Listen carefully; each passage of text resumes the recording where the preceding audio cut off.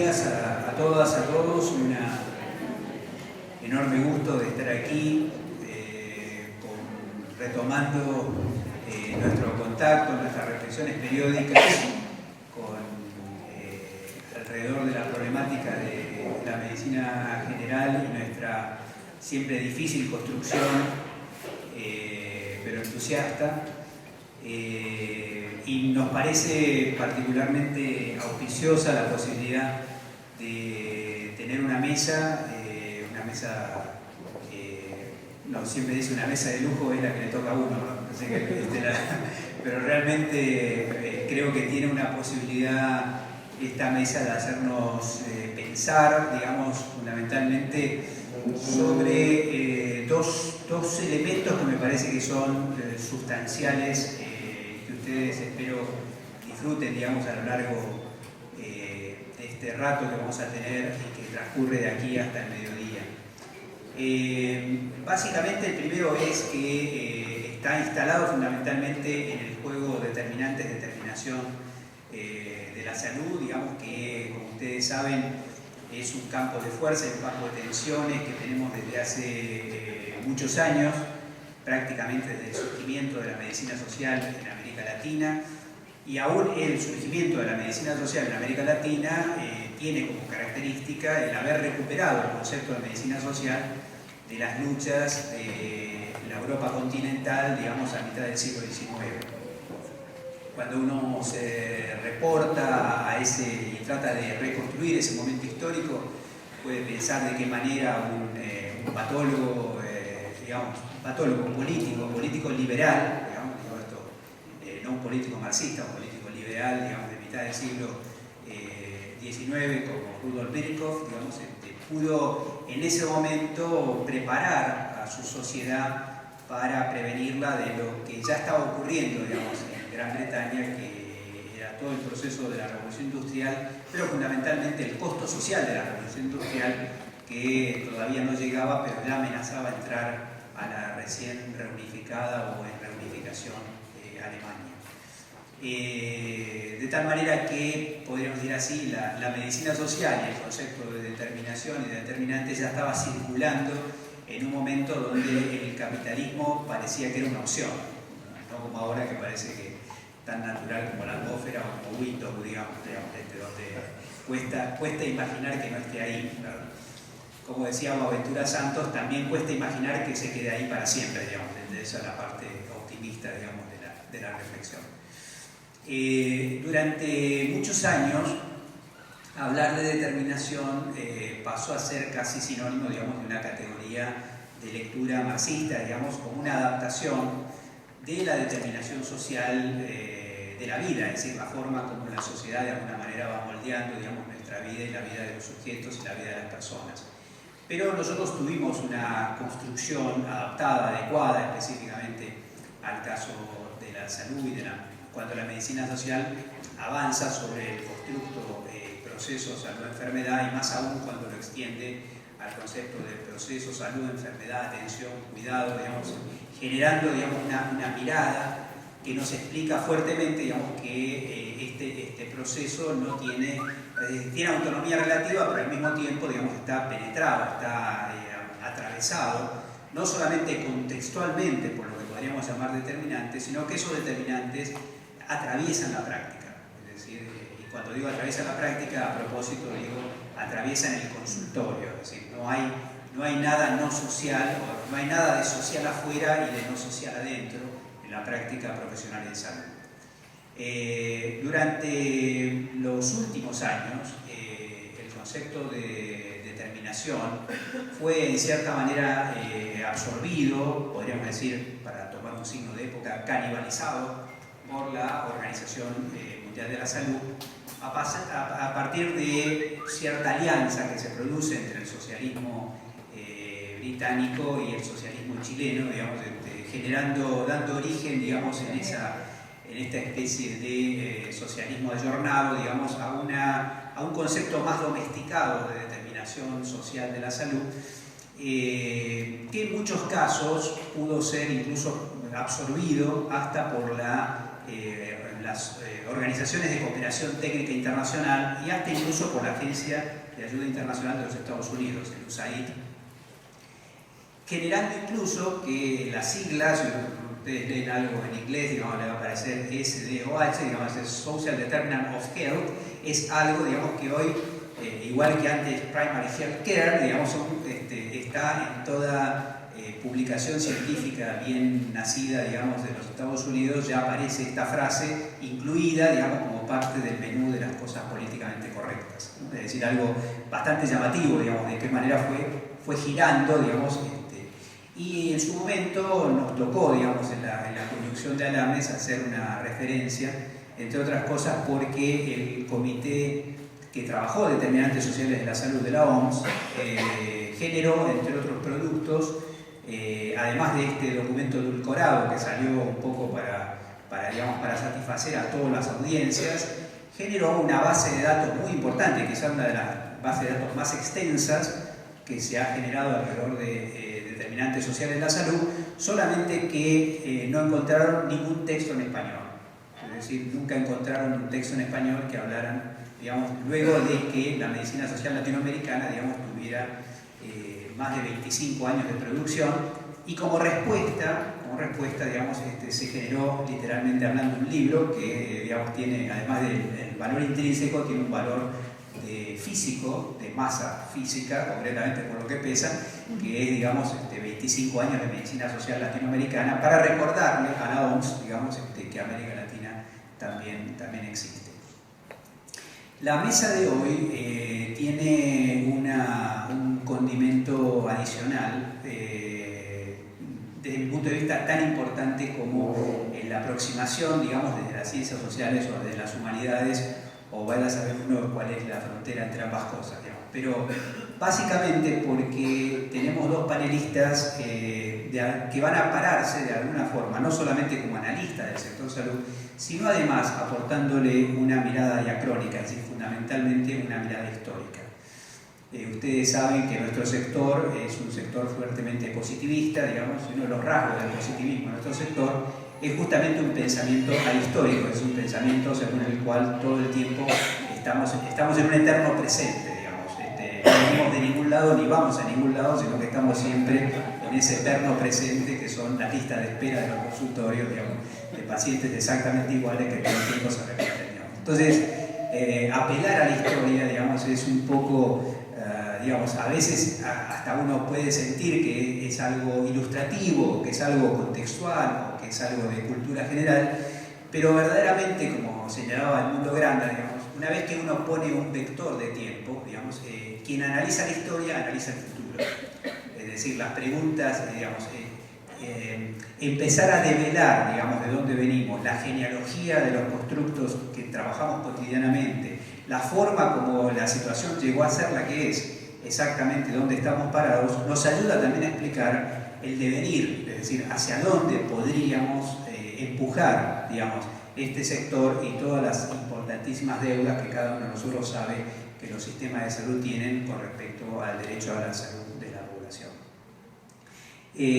Vamos a comenzar, digamos, con la exposición de Karina Ramacciotti, que ha estado explorando fuertemente, digamos, para la Argentina podríamos decir que fue un país poco estudiado, poco explorado.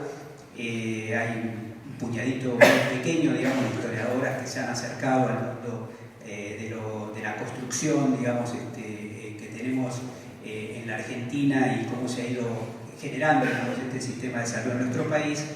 Y Mario Hernández, que es médico pero también historiador, digamos, entre otras cosas tiene un texto un estudio comparativo entre cómo se fue configurando el sistema de salud de Colombia y el sistema de salud de la Argentina, de tal manera, digamos, que me parece que va a ser no solamente interesante las ponencias, sino también los intercambios que podamos ir generando, digamos, en esta mesa entre nosotros y con ustedes, digamos, de tal manera que más o menos hemos definido alrededor de unos 30 minutos, digamos, por cada exposición, y luego un tiempo más o menos de otro tanto para poder intercambiar con todos ustedes.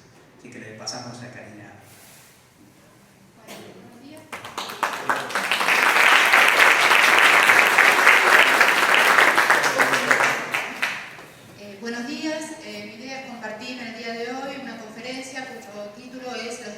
sanitarios en la Argentina, aportes desde la historia. Como suele pasar dentro de los campos científicos, en los congresos de historia social de la salud y de la enfermedad, ámbito donde es mi ámbito de pertenencia dentro de la historia social, es un campo muy potente que creció a la vuelta de la democracia. Tenemos discusiones muy fuertes en torno a los marcos teóricos, nuevos archivos, fuentes, nuevas preguntas para abordarlos. Lo que aún no está en nuestra agenda de trabajo es cómo se pueden tender puentes con otras disciplinas, como la medicina, la enfermería, la terapia ocupacional, la asistencia social.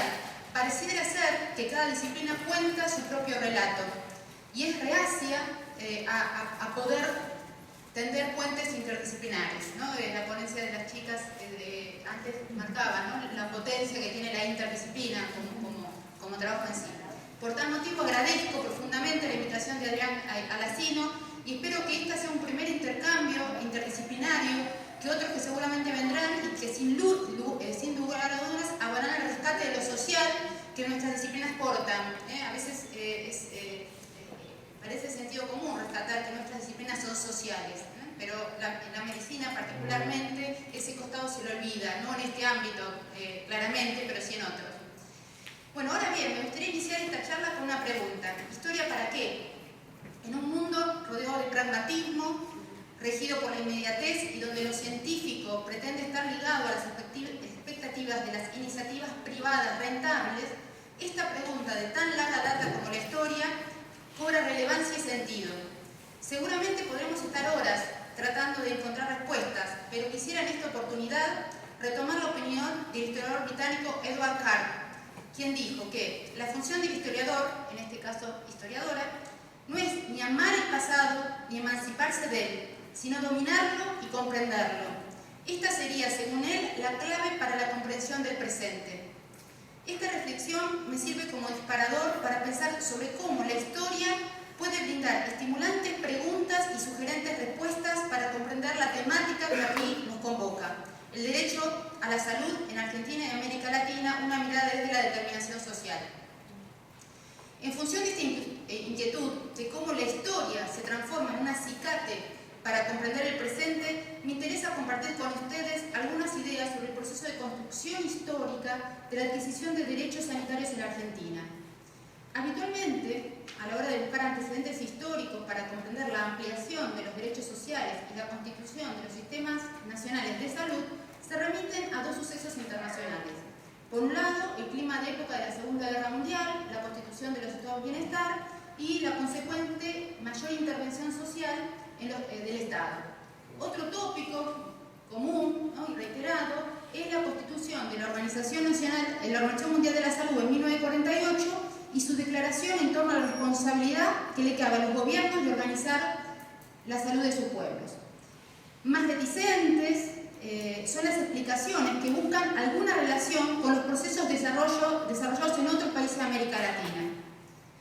Si nos remitimos a la historia nacional, a la historia argentina, la figura de Ramón Carrillo es, bueno, un mojón, ¿no?, ineludible, porque, bueno, es visto como el momento donde mayor ampliación de los derechos sanitarios se concretaron y donde se duplicó la oferta hospitalaria del sistema nacional. Pero dado que la historia, si algo aporta a las ciencias sociales, es admitir que el pasado es mucho más complejo que lo que se tiende a reflexionar sobre él, quisiera compartir con ustedes algunas precauciones metodológicas para intentar elaborar explicaciones más cautas y matizadas en torno al pasado de la historia de la sanidad pública en la Argentina y cavilar sobre la posibilidad de utilizar periodizaciones que no están atados únicamente a la historia política, ¿no? Y acá me quiero detener un poco en función de lo que fuimos charlando informalmente anoche y lo que salió hoy. A mí me parece que la historia social de la salud y enfermedad es una historia de largas continuidades, que si bien obviamente está impulsada o constreñida por diferentes momentos políticos, hay una larga continuidad de problemas que continúan, escuchando conversaciones del mantenimiento y aumento de tasas de tuberculosis, de hidatidosis, de problemas que supuestamente aparecen como antiguos, de otra época, y siguen. Entonces esto me parece que es, por eso quiero destacar la posibilidad de pensar otro marco para pensar la historia de la salud y la enfermedad, ¿no? La historia donde priman rupturas importantísimas, pero también largas continuidades. Y me parece que esto es un desafío para pensar esta área de interés.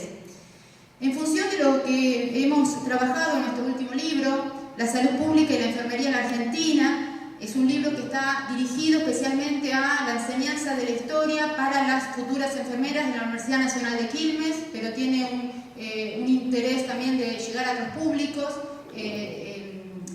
Trazamos 4 momentos, bueno, en este libro, 4 momentos para pensar la ampliación o retracción de estos derechos sanitarios.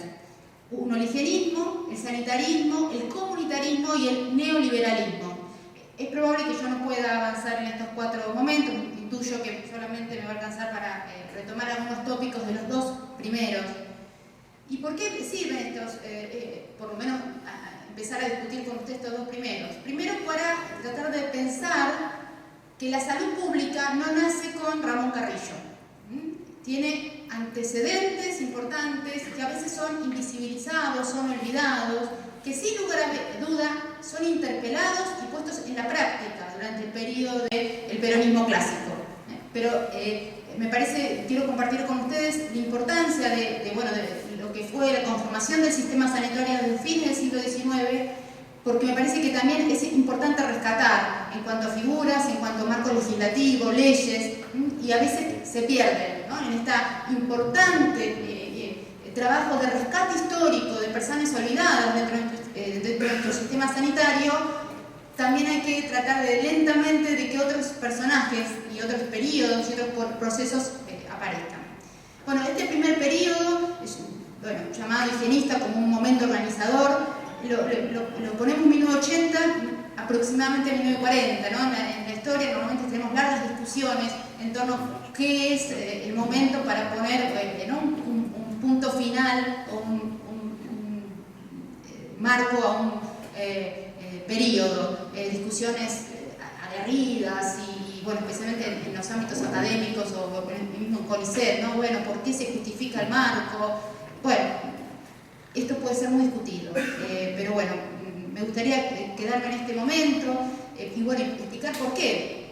Bueno, sin lugar a dudas, un mojón importante en este periodo es la fiebre amarilla de 1871, no porque fuera la primera, sino porque los problemas que ocasionó socialmente y demográficamente en la ciudad de Buenos Aires impactó como nunca había sucedido en otra oportunidad, en un momento donde la Argentina quería insertarse al mercado internacional como proveedora de materias primas e importadora de bienes industriales.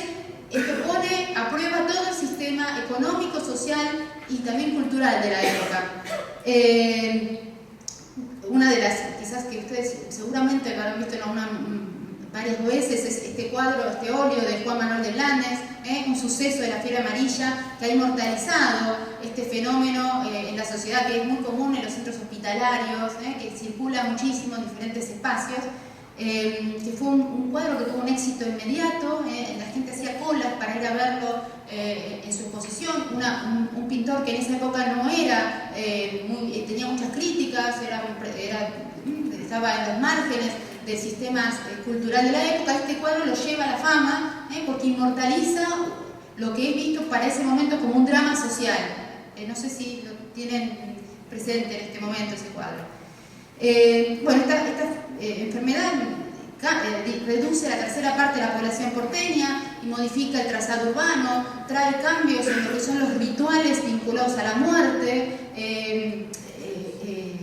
se crea el cementerio de la Chacarita y a su vez impulsa la creación del Departamento Nacional de Higiene en 1880, que es el antecedente institucional de lo que después va a ser la Secretaría de Salud Pública y el primer Ministerio de Salud Pública, lo cual me parece importante destacarlo. Muchas veces aparece como que la salud pública aparece en 1946 con la creación de la Secretaría de Salud Pública. Sí, pero no. Hay este antecedente que es muy importante, que es el Departamento Nacional de Higiene, en donde se trazan, donde va a estar integrado prácticamente por estos médicos higienistas, que son estos médicos políticos.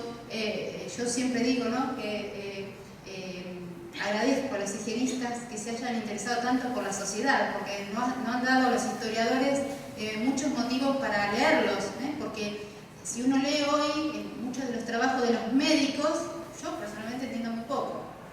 En cambio, leer a los higienistas es fascinante, porque nos hablan de la sociedad, son extensas descripciones de las condiciones sociales de la época, de la pobreza, del hacinamiento, de la mortalidad infantil, de la prostitución. Son realmente ensayos fascinantes que, bueno, los invito a que vayan a las fuentes a leerlos porque realmente es muy interesante. Bueno, estos higienistas son estos médicos políticos que intervienen en la esfera administrativa estatal en el Departamento Nacional de Higiene. Están inspirados en el movimiento francés, tienen nutridos vínculos con los países latinoamericanos, cosas que hay que investigar. Generalmente, y eso es muy típico de la Argentina, que tiende a mirar a los vínculos con Europa, ¿no? Como estos Connie, Wilder, Rawson, miraban a Europa, iban a Francia, a congresos, tenían nutridas vínculos con sus pares en Europa. Y de esto hay investigaciones que nos cuentan estos vínculos y estas relaciones científicas. Poco y nada hay de cómo también estos higienistas se vinculaban con sus pares de América Latina. Esto, bueno, yo creo que hay que investigarlo y es parte de nuestra agenda para el futuro. Bueno, estos médicos higienistas desplegaban un arsenal de medidas preventivas, tapar los nasales, preocuparse por la higiene de las madres y de los niños y el aire viciado, el hacinamiento, la ingesta de mate, una fuerte prescripción de las conductas sexuales privadas, consideradas como peligrosas y se desviaban de la norma imperante, porque esto era visto como causal del contagio.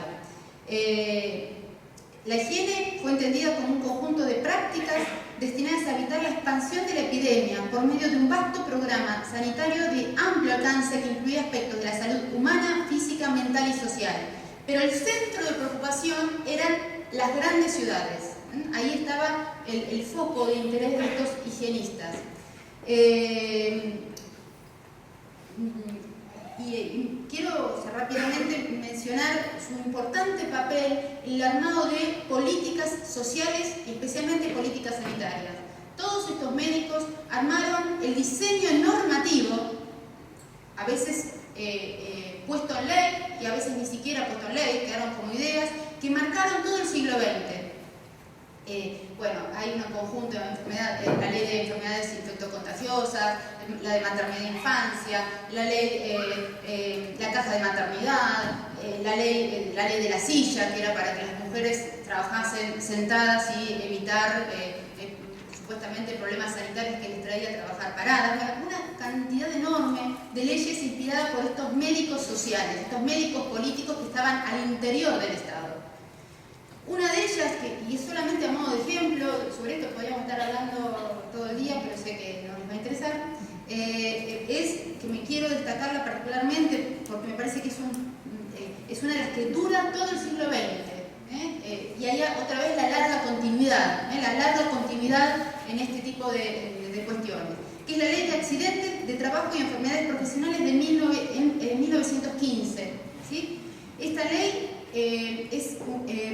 constituyó un quiebre en la historia de la legislación laboral y social de la Argentina y se mantuvo hasta fines de los años 80. En 1988 se modifica la ley, o sea, perdura, hay inclusiones, modificaciones, pero la estructura de la ley va a ser la misma.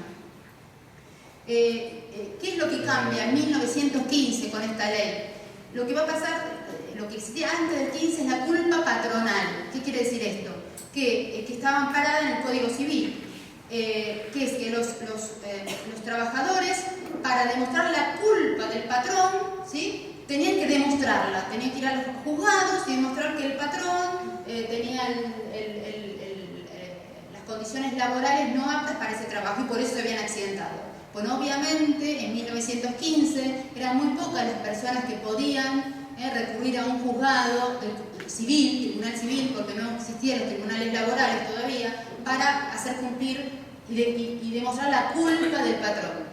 Lo que cambia con esta ley es el riesgo profesional, o sea, cualquier persona por el solo hecho de trabajar tiene un riesgo tanto de accidentarse como de contraer una enfermedad.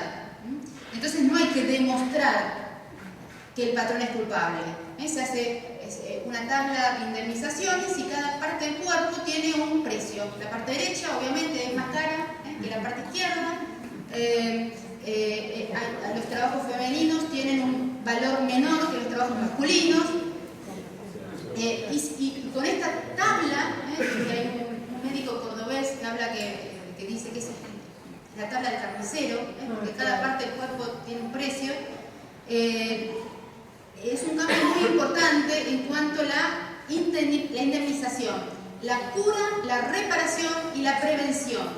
Y es la puesta a punto y es no digo nacimiento, pero sí como el crecimiento de una disciplina muy fuerte de nuestra medicina, que es la medicina del trabajo, con todas sus variantes, con todas sus, la kinesiología, la traumatología, porque es un impulso para tratar de reparar, curar, y también empieza la prevención al interior de las fábricas. Y en los años 40, el crecimiento de estas demandas civiles para el Tribunal Civil lo que hace es el nacimiento de los tribunales laborales en la Argentina, lo cual también es un cambio muy importante en la historia social y política de nuestro país. Insisto, este es un ejemplo nomás de estas leyes que atraviesan el siglo XX y que marcan una gran continuidad a pesar de que hay cambios políticos, ¿no? Que hay enormes cambios, una cronología política muy intensa en esos años en la historia argentina, pero esta ley que tiene modificaciones mínimas durante el siglo XX. En el segundo periodo que me quiero detener es en el sanitarismo. También en forma arbitraria, el periodo 1940-1955. Acá sí hay que recurrir a la cronología política, a la autollamada Revolución Libertadora con el derrocamiento de Perón. Este periodo, bueno, hay hitos que muchos de ustedes ya los deben conocer, que es la ampliación de las instancias de intervención estatal en diferentes partes del país, ¿no? Y esto quiero señalarlo, no solamente en los centros urbanos, sino en los puntos más recónditos de nuestra Argentina. Y no solamente ligada a los centros urbanos, que esta es otra diferencia con el higienismo. El higienismo, el foco de preocupación es lo urbano. El sanitarismo empieza a mirar y a preocuparse por otras enfermedades que no estaban estrictamente ligadas con lo urbano. La hidatidosis, la anquilostomiasis, el paludismo, mal de Chagas, y epidemias y endemias. Hago un paréntesis, esto cuando yo lo explico en mis clases de historia son largas explicaciones en cuanto a qué es una epidemia y qué es una endemia. Acá por suerte no lo tengo que dar.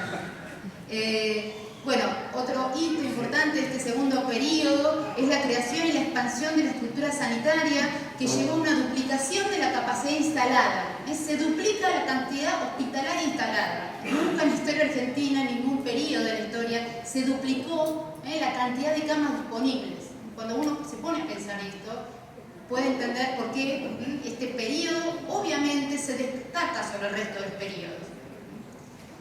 La difusión de campañas sanitarias diseñadas desde la agencia sanitaria. Y esto también quiero destacarlo. Desde principios del siglo hay campañas sanitarias. Uno puede arrastrar en los periódicos de época, pero ¿cuál es la diferencia? Las campañas sanitarias de este segundo periodo están diseñadas desde el Estado. Algo que se va a mantener después en el siglo XX. Quizás muchos de ustedes han colaborado en el diseño de campañas sanitarias, contra dengue actualmente, fiebre amarilla, etc. Cólera. Esto que para nosotros es tan común surge con un cambio que se da en 1946 con la creación de la Secretaría de Salud Pública, que es la creación de la Dirección de Cultura Sanitaria.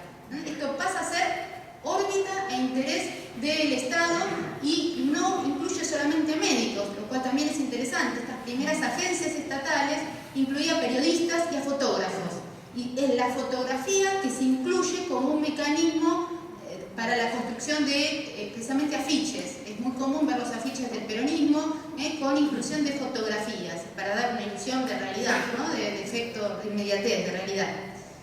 Bueno, hay cantidad de soportes gráficos muy interesantes, afiches, cortos cinematográficos que afortunadamente el Archivo General de la Nación los rescató, que estaban olvidados, y por suerte la gestión de Zavala los difundió. Hay un corto muy interesante que yo nunca lo vi, que es el primer corto televisivo hecho en 1950, que es cómo combatir a la mosca. La mosca en ese periodo era el enemigo público número 1 porque se consideraba el transmisor de enfermedades tremendas, como en esa época se pensaba la polio. Error, ¿no? Obviamente, pero entonces era una obsesión había contra la mosca. Otro aspecto que creció mucho en ese periodo, y bueno, hay muchos registros de esto, son las charlas de escuelas, fábricas, entregas de folletos explicativos y consejos de cómo alimentar mejor a las familias. Las huertas de salud, que me parece que también es algo muy interesante para recordar, porque muchas veces se las considera como algo vinculado a la modernidad, esto de comer sano, cultivar sus propios alimentos, esta cultura de medios no, a mi criterio, de la vuelta al orgánico y demás. Bueno, esto no es nuevo, esto también tiene una larga data. Y algo que, bueno, también no quisiera detenerme un poquito, es lo que yo llamo la democratización en el acceso de bienes y servicios sanitarios, ¿no?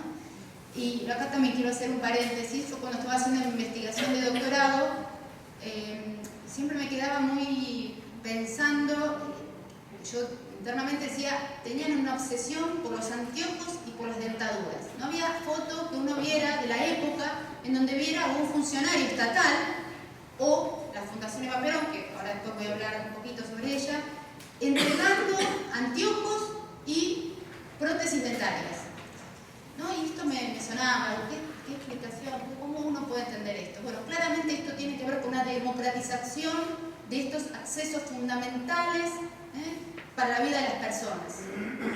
El lente, como sabemos todos los que ya tenemos problemas de la vista, se puede ver mejor. Esto, en las fotos de la época, las únicas personas que usaban anteojos eran los sectores pudientes, los sectores de la alta sociedad. Esto lo habrán visto ustedes en la foto del principio del siglo. Los médicos, todos aparecen con lentes, obviamente, como todos, muchos de nosotros acá presentes, que sin anteojos no podemos ver.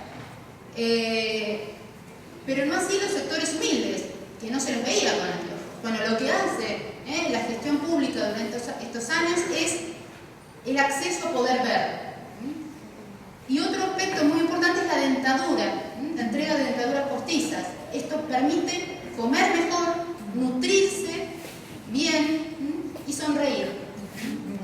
Algo que es muy importante y bueno, a veces la vorágine de la inmediatez se pierde. Ustedes esto lo saben muy bien, porque bueno, yo me quedo realmente admirada por el trabajo en la práctica que ustedes tienen, que realmente celebro eso. Y ustedes saben muy bien que muchas veces la gente muy humilde tiene vergüenza de sonreír porque no tiene dentadura. Jóvenes, mujeres muy jóvenes que pierden por problemas alimentarios toda su dentadura. Hoy, imagínense, 1930, 1940, 1950. Entonces esto me parece que es muy, creo que es algo que hay que rescatar de este periodo, ¿no? Que no es nuevo. Estas campañas donde se ven a funcionarios entregando bienes y servicios no es nuevo, también tiene una larga data. Y en el peronismo, algo que tuvo un papel muy destacado en cuanto a la integración territorial de esta entrega de bienes y servicios sanitarios son los trenes sanitarios, que bueno, tuvieron un papel clave en esta distribución de bienes. Y otro elemento es la inclusión de los derechos sanitarios en la Carta Constitucional, que si bien muchos gobiernos intentaron sacarla, fue un paso logrado y que nunca más se volvió atrás. El ejemplo más claro es con la reforma de 1957, que se echaron atrás muchos logros que se habían logrado en la reforma constitucional de 1949, este no lo sacan. Este queda como un artículo 14 bis, que es lo que cambia en el 57. Pero no lo sacan, queda ya como derecho constitucional.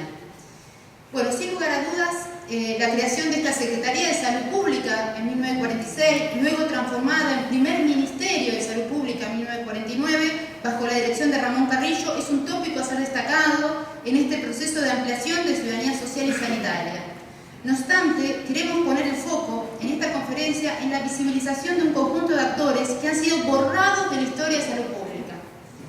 Dentro de la agenda de problemas a ser trabajados a futuro, es necesario sacar a la luz un conjunto de médicos y médicas, y otros, lo que es llamado en la época auxiliares de la medicina, entre comillas, que no están. Y hay enormes historias para contar. Sin lugar, insisto, yo no quiero sacarle protagonismo e importancia a la figura de Ramón Carrillo, que sin lugar a dudas, bueno, es un referente para nuestro periodo y está buenísimo que se lo haya recordado a partir de 2006 especialmente, en diferentes instancias culturales, estampillas, realización de películas de cine, cortos, dibujitos animados, homenajes radiales, canciones folclóricas. Yo no me dejo de sorprender la cantidad de artefactos culturales que se crean en relación a su memoria. Pero quiero recordar también que hay otros y otras que estuvieron por detrás de esta figura y que a veces, yo diría siempre, son ocultados e invisibilizados. Y otro aspecto que me gustaría compartir con ustedes, sí, es el papel sociosanitario de los sindicatos, de la intervención de la Fundación Eva Perón y el papel de las sociedades beneficiarias en el interior del país. Y esto es algo también un error muy común que se ve. La sociedad de beneficencia se interviene, pero solamente la de la capital federal, en 1946.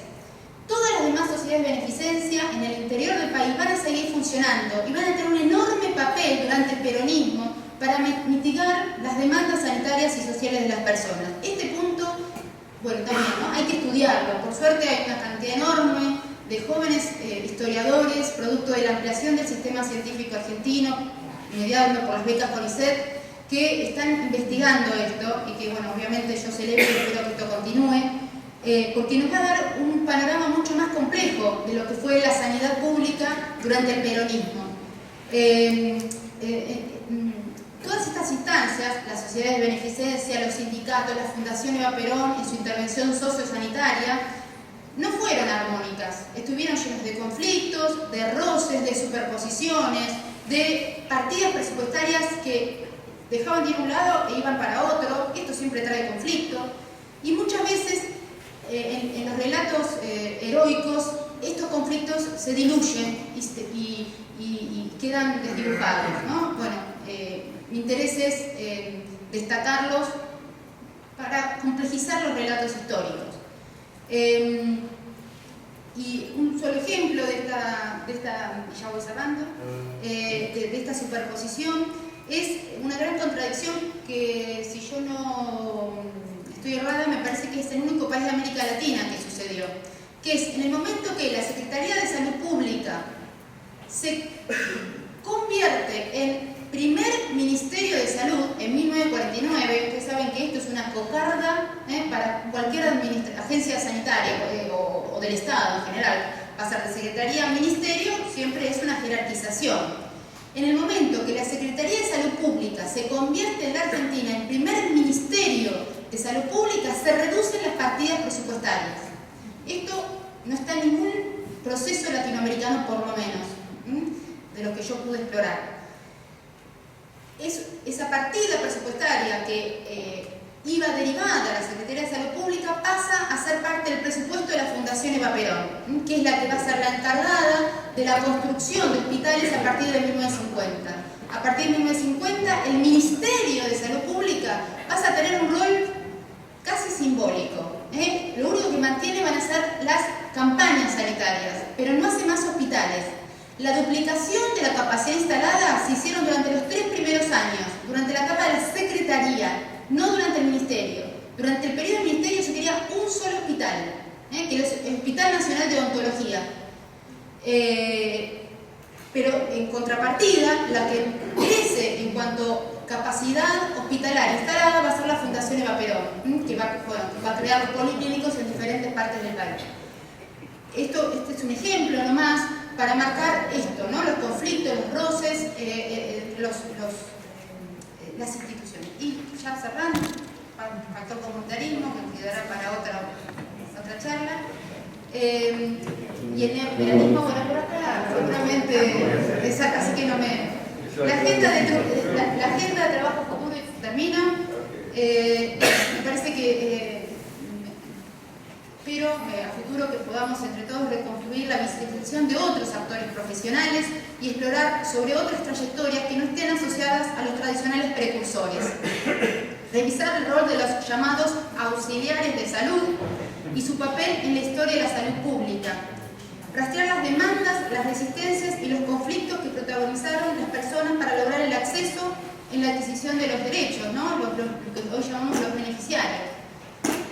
Atreverse a buscar explicaciones que no respondan a cortes cronológicos políticos y que nos permitan analizar los fenómenos también desde una historización vinculada a los procesos de enfermedad y de salud que tienen otra cronología, una cronología diferente.